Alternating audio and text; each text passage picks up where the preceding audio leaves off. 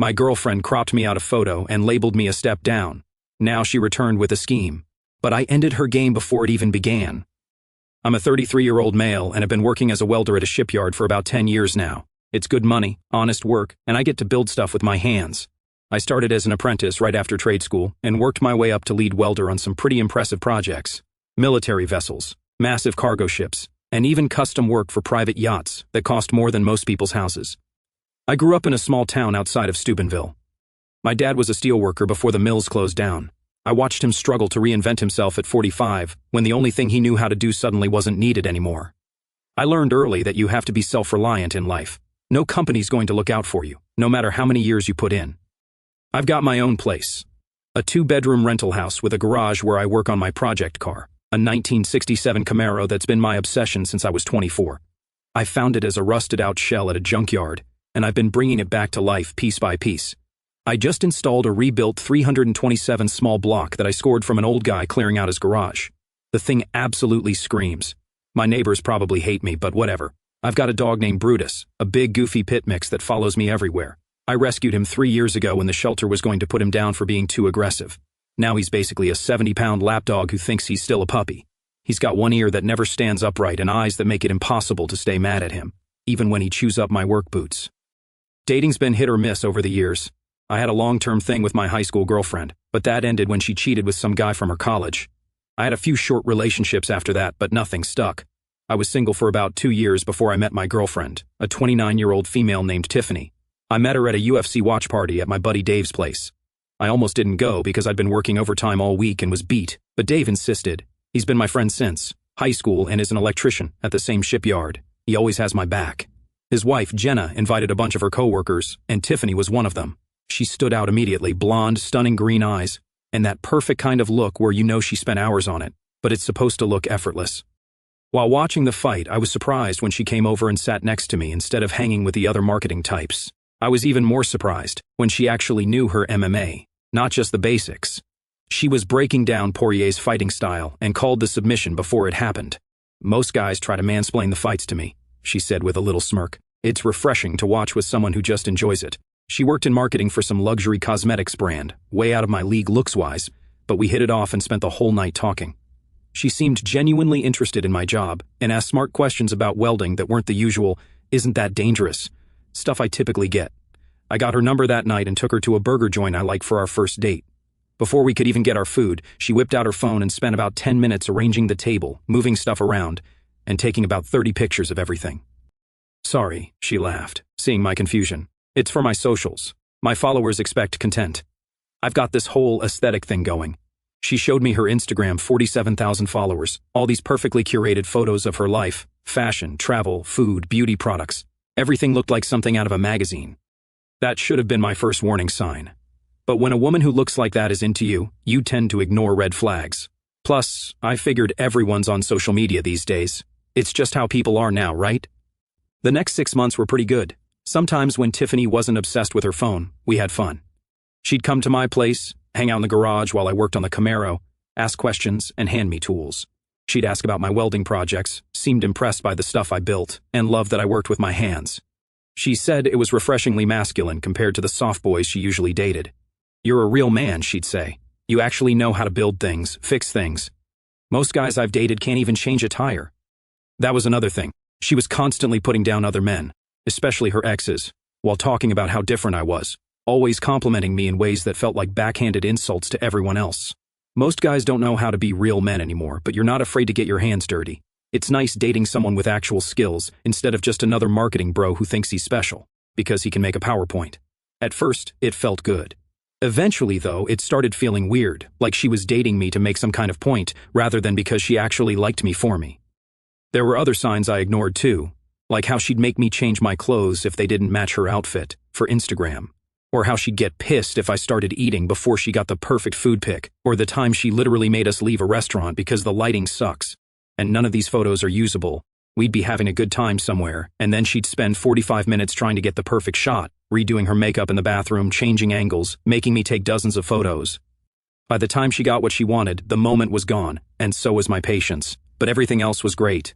The chemistry between us was intense. She could be funny and engaging when her phone wasn't in her hand. Plus, she seemed genuinely into me, which boosted my ego after being single for so long. So, I overlooked the shallow stuff. My friend Carter couldn't stand her, though.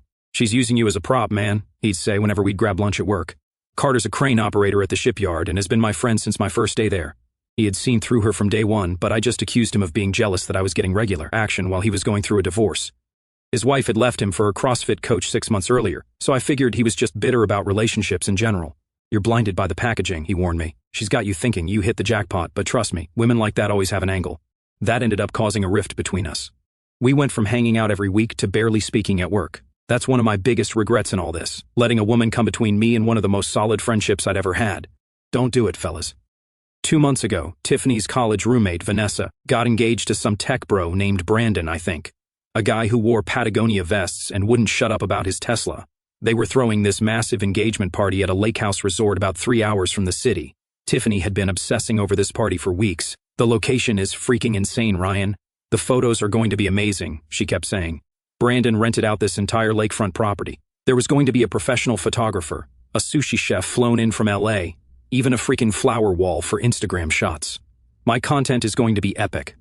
I wasn't exactly thrilled about spending a weekend with a bunch of people I didn't know, but it seemed important to her, so I agreed to go. I thought maybe I'd get to know her friends better and see another side of her life. I went all out for this thing. Bought a new blazer, nice jeans, got a haircut, and even had my beard professionally trimmed. When I picked her up that Saturday, she looked absolutely stunning in a tight red dress that showed off her figure. She barely acknowledged the compliment, too busy checking her reflection in her phone camera. "Do you think this dress will photograph well against the sunset? I'm worried the red might clash with the golden hour lighting." The engagement party was at this ridiculous lake house with floor-to-ceiling windows and a massive deck overlooking the water. We're talking private dock, infinity pool, home theater, the works. The party was in full swing when we arrived, with at least 100 people mingling around. Al-Khari looking like they'd stepped out of a magazine. There was a live band playing on the lawn, servers circulating with trays of fancy appetizers, and yes, that ridiculous flower wall where people were taking turns posing for photos. We had drinks and mingled with Tiffany's friends, who all looked eerily similar to her, same highlighted hair, same makeup, same clothes. And yeah, we took about 1 million photos. Tiffany was in her element, working the room, making sure to be seen with all the right people. This is where I met Josh, Vanessa's brother, and probably the only normal person at this whole party. Josh was a firefighter, a down-to-earth guy who seemed as out of place as I felt. "You look about as comfortable as I feel," he said with a grin, extending his hand. We ended up hanging out by the bar most of the night, bonding over being the regular guys in a sea of Instagram wannabes. Josh was easy to talk to, no pretense, no posturing, just straightforward conversation about work, sports, normal stuff. Despite all that, the night wasn't terrible. Tiffany introduced me to her friends as her boyfriend. She held my hand, kissed me in public, and seemed genuinely proud to be with me. She kept pulling me into photos, asking strangers to take pics of us together. "You're actually photogenic when you try," she said after reviewing one of the shots. "Just need to work on your smile." The next morning, I woke up early while Tiffany was still passed out, made some coffee, and figured I'd check Instagram to see if any party pics were up yet. I was curious to see what the professional photographer had captured. Sure enough, Tiffany had been busy before falling asleep. She'd posted 18 stories and 1 post on her main feed. But something was off. In every single photo where we had been together, I was gone. Not just a few pics, every single one. She'd cropped me out of all the couple shots. The photos other guests had taken of us together had been edited to feature just her. Even our selfies had been cropped to eliminate me completely. In some group shots where I was visible in the background, she'd actually blurred my face. Who even does that? The caption was what really got me. Supporting my bestie on her special night. Surrounded by so much love, but still waiting for my own Prince Charming. Hashtag matched forever, hashtag third wheel, hashtag still searching, hashtag vibes, hashtag engagement season, hashtag still freaking searching. I stared at my phone, feeling like someone had kicked me in the nuts. We'd been dating for 6 months. I scrolled through the comments, and it got worse. Guys were hitting on her, and she was responding with flirty comments. Some dude wrote, "How are you still single? The men in your city must be blind." And she replied, "Just waiting for someone on my level." On her level? What the actual hell? 6 months of dating, and apparently, I was her dirty little secret. Or worse, I was there to be her real-life companion but not good enough to be acknowledged in her online persona. I felt sick, embarrassed, angry, but mostly confused. Why date me if she was so ashamed of being seen with me? Was our entire relationship just for her private entertainment, while she maintained this fictional single life for social media? I went out on the cabin's deck with my coffee, trying to process what I was seeing. I tried to come up with some explanation that wasn't as bad as it seemed. Maybe it was some weird marketing strategy for her brand. Maybe she had a reason for keeping her relationship private online. But deep down, I knew. I knew exactly what this was. I just wasn't ready to admit it yet. When Tiffany finally woke up, I just handed her my phone with her Instagram post open and waited. She glanced at it, then at me, completely unbothered. "What's with this?" I asked, keeping my voice casual. "You cropped me out of every single photo and said you're still searching for someone." She rolled her eyes like I was being dramatic. "It's just Instagram, Ryan. It's not that deep." The complete dismissal in her tone made my blood boil, but I kept it together. I wanted to understand the reasoning, to hear her actually explain herself. "I'm just curious about the reasoning," I said. "We spent the whole night together. People saw us together. You introduced me as your boyfriend, but online you're acting single and cropped me out of existence." She sighed, this annoyed sigh. Like I was a child who couldn't grasp a simple concept. She sat on the edge of the bed, still scrolling through her phone as she spoke. "My followers expect a certain aesthetic. The algorithm responds better to solo shots of me, especially at aspirational locations. And the third wheel angle." She hesitated just long enough for me to know whatever came next was going to be BS. "It's just for engagement. People relate to the single girl at an engagement party thing more than couple content. It gets more likes, more comments. It's just business, really." I nodded slowly, watching her face carefully. "So, it has nothing to do with being embarrassed to be seen with me? Because cropping someone out of every single photo seems like a lot of work if it's just about the algorithm." That's when she showed her true colors. Instead of a quick denial, she gave me this look, pure contempt. Then she actually smirked, not even trying to hide it. Honestly, I didn't want people thinking I downgraded. The words hung there between us. I couldn't believe what I was hearing, even though part of me had already guessed it. "Downgraded?" I repeated, wanting to make sure I wasn't misunderstanding. "Look," she said, suddenly defensive, putting her phone down for the first time. "My ex was a fitness model. The one before him played minor league baseball. My followers have certain expectations. You're nice enough, but you're a welder, Ryan. You drive a 10-year-old truck. Your idea of dressing up is a clean flannel shirt. You don't exactly fit the image I've built." 6 months together, and this was what she really thought of me. Not someone she cared about, but a freaking downgrade. Someone she was embarrassed to be associated with publicly. All those times she seemed proud to be with me, just an act when it was convenient, apparently. "I see," was all I said, my voice steady despite the rage and humiliation building inside me. "Don't make this a thing," she sighed, already reaching for her phone again, like the conversation was boring her. "It's just social media. It's not real life. You should be grateful I'm even with you in real life. Do you know how many guys would kill to be in your position?" The "you should be grateful" comment, that was the final straw. "Grateful?" I repeated. "I should be grateful that you're willing to sleep with me in private but won't acknowledge me in public? That's some real high school Tiffany." Her eyes widened at my tone. I don't think she'd ever heard me really angry before. "God, you're being so sensitive," she said. "This is why I keep my relationships offline. Men get so weird and possessive about this stuff." I didn't argue. I simply nodded, finished my coffee, and told her I needed to head out early for a work emergency. She barely looked up from her phone as I left, probably already calculating how she'd spin this to her followers if needed. Maybe I'd become the toxic ex in her next redemption narrative. I drove home alone, thinking about all the red flags I'd ignored, all the times she'd roll her eyes, criticize my clothes, my truck. And now she's trying to act like I was lucky to be with her. I'd been played for a fool, but that was about to change. If Instagram was so important to her, if her carefully curated online presence was what she truly valued, then that's where the consequences should happen. I wasn't usually the type for revenge. When my girlfriend cheated on me in college, I just walked away.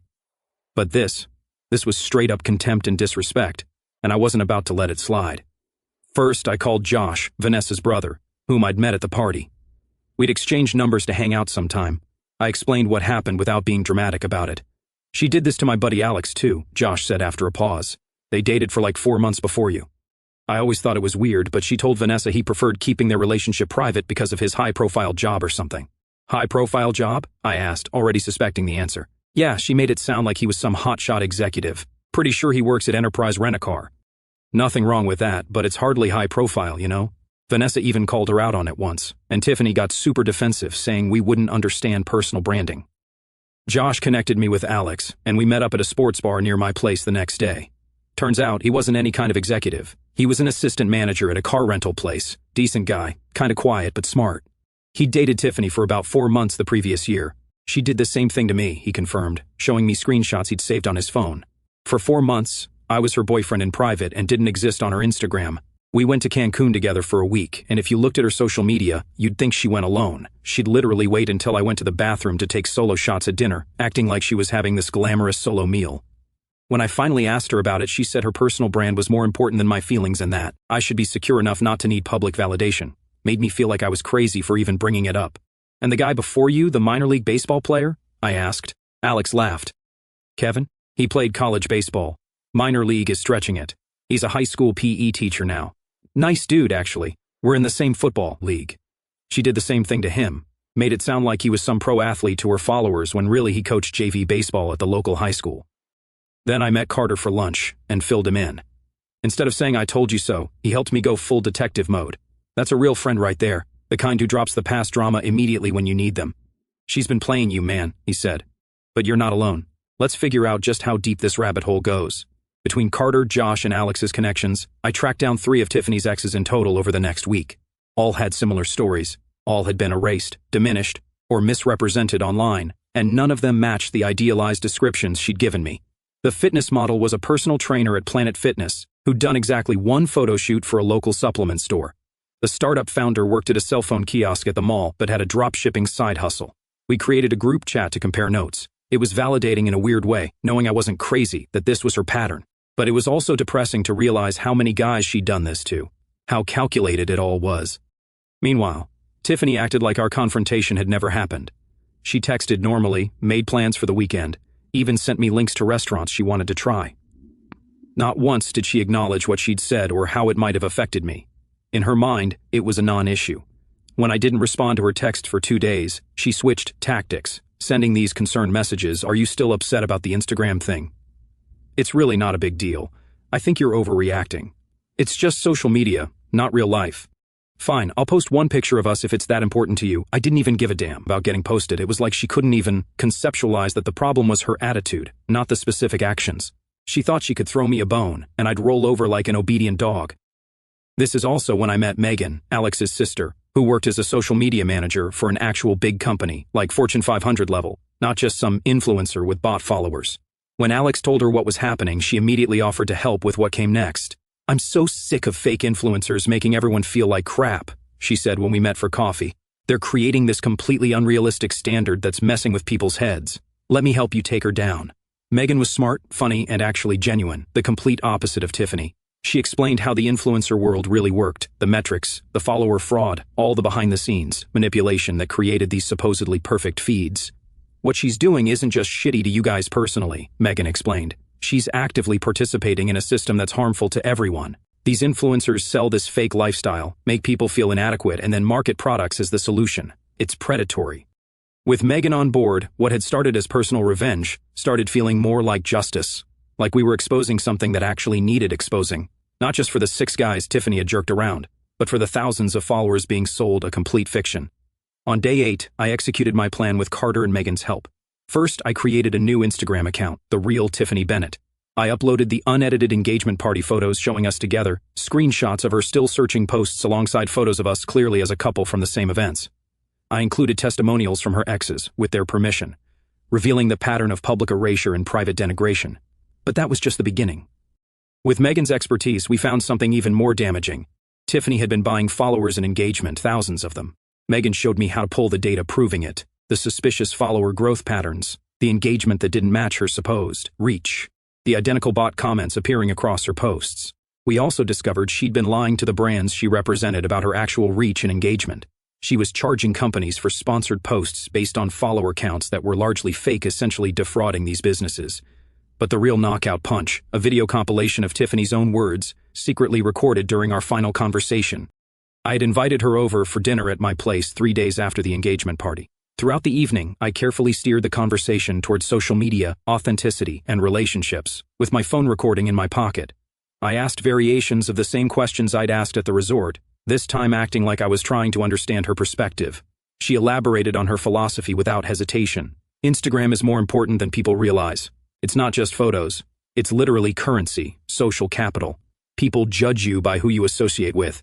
It's why I'm so careful about who I let into my feed. So I'm bad for your brand? I asked, keeping my tone casual. She sighed impatiently. You're not bad, you're just basic. My audience expects a certain lifestyle. They want aspiration, not some regular guy who works with his hands. Sorry if that hurts your feelings, but that's the reality. And your exes, were they all on brand? God, no. Alex was the most boring person ever. Kevin taught high school, for God's sake.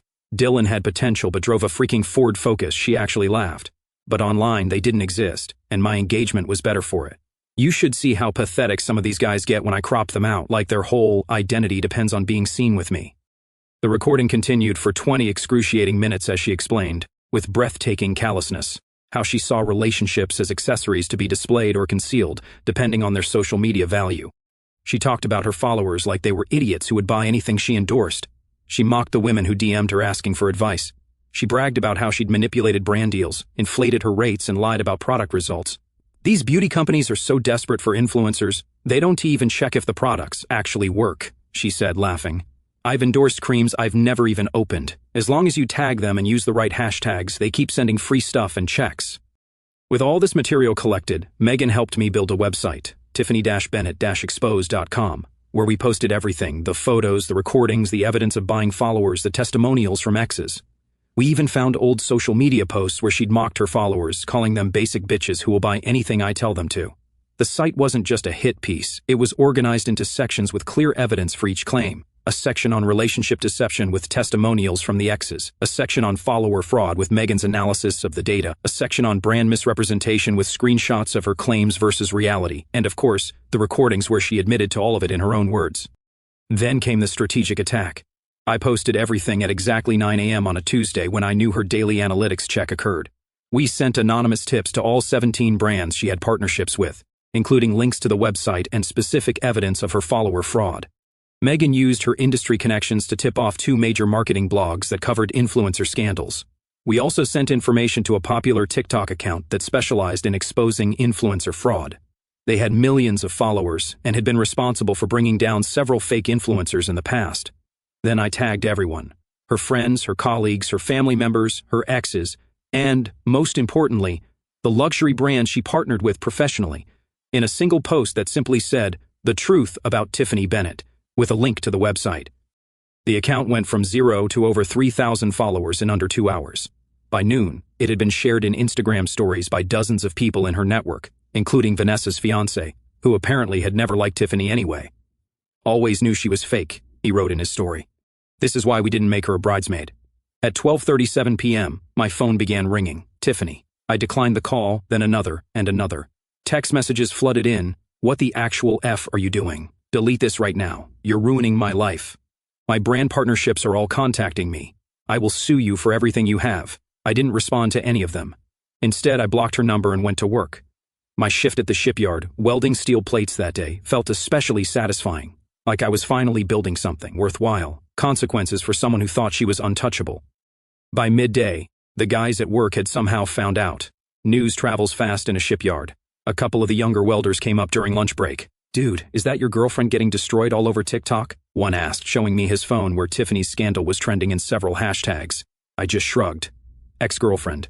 And yeah, that's her. Word spread, and by afternoon, I was getting fist bumps from guys I barely knew. There's something about shipyard workers. We might give each other crap all day, but when one of us gets wronged, everyone rallies. Carter was beaming like a proud dad from his crane cab, giving me a thumbs up whenever our paths crossed. When I got home that night, Tiffany's white BMW was parked outside my house. She was sitting on my porch steps, mascara running down her face, looking absolutely wrecked. When she saw me pull up, she ran over before I could even get out of my truck. "Please," she begged, grabbing my arm as I stepped down. "Please take it all down. I've lost 3 partnerships already. My agent dropped me. People are DMing me horrible things. My comments are flooded. I can't even open my social apps without having a panic attack." I just looked at her. The perfect makeup was gone. The carefully crafted image had crumbled. For the first time since I'd known her, Tiffany looked real and desperate. "It's just social media, Tiffany. It's not that deep, right?" I said, throwing her own words back at her. Her face crumpled. "You don't understand," she cried, clutching at my jacket. "This is my career, my whole life, everything I've built for years. I'm going to lose my apartment, my sponsors, everything. Maybe you should be grateful I even bothered to expose the real you," I said, echoing her words from the resort.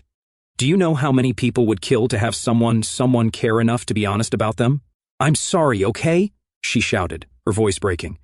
"I was wrong. I was shallow and stupid and wrong. Is that what you want to hear? You've made your point, now please just take it down." Like you took down all those photos of us? I asked. Like you erased me from your life whenever it was convenient? Like you lied to all those brands and followers? That's different, and you know it, she hissed, her desperation turning to anger. This is my livelihood you're destroying. This is actual harm, not just hurt feelings. Funny how it's just social media when you're humiliating someone else, but it's actual harm when it happens to you, I replied. Maybe spend some time thinking about that. I walked past her into my house and locked the door. Through the window, I could see her pounding on the door, screaming my name, completely falling apart on my front porch. Part of me felt bad. Most of me felt like justice was finally being served. I texted Josh to let him know what was happening, and he offered to come get her. She's been calling Vanessa nonstop, too, he said. This is probably for the best. She needed a reality check. The fallout was more spectacular than I could have imagined. Within 48 hours, all 17 of her brand partnerships had publicly severed ties with her. The beauty company she worked for put her on administrative leave pending investigation after the recordings revealed she'd been bad-mouthing their products while promoting them online. Her follower count dropped by 30% as people unfollowed in droves. 872, the engaged friend, publicly disowned her on Instagram, posting a long statement about toxic friendships and the importance of authenticity. Apparently, Tiffany had been talking crap about Vanessa's engagement ring and fiancé in our recorded conversation too, calling the 3-carat diamond embarrassingly small, and Brandon a tech bro, who got lucky with crypto but has no actual style. Tiffany's social media spiral was something to behold. First, a tearful apology video that rang hollow against the evidence, then making her account private, then public again with comments limited, then deleted entirely for a day before reactivating with all posts archived. Finally, a long notes app apology, blaming her behavior on insecurity and industry pressure. Too little, too late. The internet has a long memory, and screenshots of her worst moments were already cemented in the influencer drama Hall of Fame. Meanwhile, she was desperately trying to reach me. After I blocked her number, she created new email addresses, made fake Instagram accounts, and even sent letters to my house. At first, it was all rage, threatening lawsuits, empty threats, truth as an absolute defense, claiming I'd ruined her life, saying I was pathetic for being so hurt by her rejection. Then came the bargaining, offering money, saying she'd make it all up to me if I just took the website down. Then depression, long rambling messages about how she couldn't eat or sleep, how brands wouldn't even respond to her emails, how her apartment management was threatening eviction because she couldn't make rent. I had to sell my Peloton and designer bags just to cover next month's rent, one message read. My parents won't even take my calls. They're so ashamed. Is that what you wanted? I didn't respond to any of it, not out of cruelty, but because I knew engaging would just drag me back into her toxic orbit. She needed to face the consequences of her actions without me softening the blow. Finally, about 3 weeks in, something that resembled genuine remorse. I understand now what I did to you and to everyone. I've been living for likes and validation for so long that I lost sight of what matters. The image became more important than the reality. I know you probably won't forgive me, but I am truly sorry, not for the consequences but for who I became. Please, I'm begging you, I have nothing left. Just take down the website. I don't even care about the Instagram account anymore. I didn't respond, but I thought about it a lot. Was this enough? Had she learned? Was I being too harsh? Then Megan forwarded me screenshots from a private group chat where Tiffany was still active. In it, she was telling people, just playing the victim card until this blows over. Once he takes down the website, I'm going to rebuild with a redemption arc narrative. Trust me, this will actually help my brand long term. So much for genuine remorse. After talking it over with Carter, who was firmly in the leave it up forever camp, and Josh, who thought I'd made my point, I decided on a middle path. I'd keep the evidence up, but remove some of the more personal stuff, the recordings of her talking about other relationships, some of the more humiliating personal details. It's been 3 months now. I've kept the modified website up, though I did remove some of the more personal recordings after her mom reached out to me directly. A sincere, heartbroken email from a woman who was clearly mortified by her daughter's behavior but still loved her. The revenge did what it needed to do. As for me, I'm doing better than ever. Carter and I are back to being tight, our friendship's stronger than before. I've been hanging out with Josh and Alex regularly. Turns out it's nice to have friends who've been through the same crap. Josh even got me onto his firefighter softball team as a way to meet new people outside my usual circles. And Megan and I have been dating for about a month now. It started slowly, just grabbing coffee to talk about the website, then lunch to discuss the aftermath, then dinner that had nothing to do with Tiffany at all. She's smart, genuine, and completely upfront about everything. She posts pics of us together all the time, unfiltered, unedited, just two real people actually enjoying each other's company. This is what social media should be, she told me on our third date. A reflection of your actual life, not some fake version you're trying to sell. That hit me hard. I'd never thought about it that way, that social media could actually be something positive if used honestly. I had just written the whole thing off as toxic after my experience with Tiffany. My Camaro project is coming along too. Got it painted, finally, glossy black with matte racing stripes. Megan loves riding in it, says it has character, unlike the cookie-cutter luxury cars everyone in her industry drives to look successful. We took it on a weekend road trip to a mountain lake last week, posted a selfie by the water, got like 40 likes, mostly from friends and family. And you know what? That felt more real than anything I'd experienced with Tiffany. Speaking of Tiffany, last I heard, she moved back to her hometown and got a job managing social media for a local real estate company. She's rebuilt some of her following with a new authenticity and transparency rebrand, posting about what she's learned and her journey to being real. Her new bio says, "Finding my authentic self beyond the filters." Whether that's genuine growth or just another angle, I don't know or care. Sometimes I think maybe I went too far, but then I remember her smirk when she called me a downgrade. I remember the hurt in Alex's eyes when he talked about how she'd made him feel worthless. I remember all the young women following her who thought her perfect filtered life was real. Some lessons are expensive but necessary, and sometimes the only way to fight fake is with real. To those asking if this was really necessary, yes. This wasn't about one thoughtless comment. It was about a pattern of dehumanizing behavior she'd been engaging in for years with multiple partners. Sometimes, public consequences are the only ones that register with people who only care about their public image. No, I'm not worried about legal repercussions. Everything I posted was either demonstrably true or directly from her own mouth. I consulted with a lawyer before proceeding. For those asking for the website link, nice try. But I'm not sharing it here and risking a doxing ban. The site serves its purpose for those who need to see it. To the dude saying I'm just bitter, whatever man. Wait till it happens to you.